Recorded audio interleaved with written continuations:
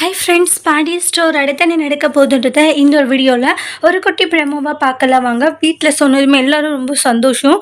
இங்கே ராஜியுடைய அம்மாலாம் வந்து இது மாதிரி வீட்டுக்கு கூட்டிகிட்டு போகிறோன்னு சொன்னோடனே இந்த மாதிரி வளகாப்பு பண்ணி வீட்டுக்கு கூட்டிகிட்டு போங்கன்ற மாதிரி பாண்டியன் கோமதி சொல்லவும் வளகாப்பான்னு ஷாக் ஆகுறாங்க. டே கதிர், நீ என்னடா இவ்வளோ ஷாக் ஆகுறேன்றாங்க. அம்மா, மாமா சொன்ன மாதிரி இது எதுவும் உண்மை கிடையாதுமா அப்படின்றாங்க.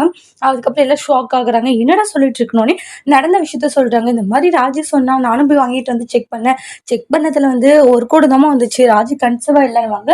அது தெரிஞ்சதுமே ஃபீல் ஆகுறாங்க.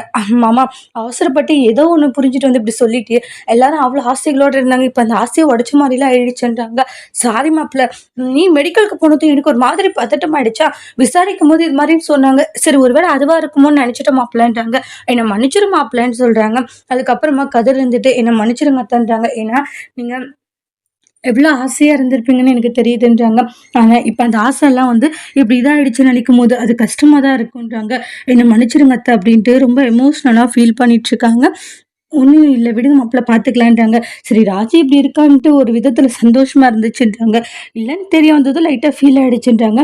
அதனால நான் எதுவும் பெருசாலாம் இதாகல, விடுங்க மாப்பிள பார்த்துக்கலான்றாங்க.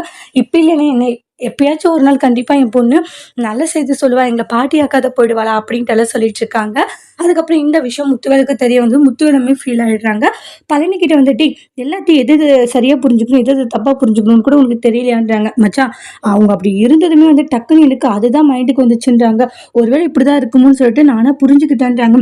எதை புரிஞ்சுட்டு வந்து எப்படி பேசியிருக்க பாடுறா, உன்னால என்ன சொல்றதுன்னே தெரியலடா அப்படின்றாங்க.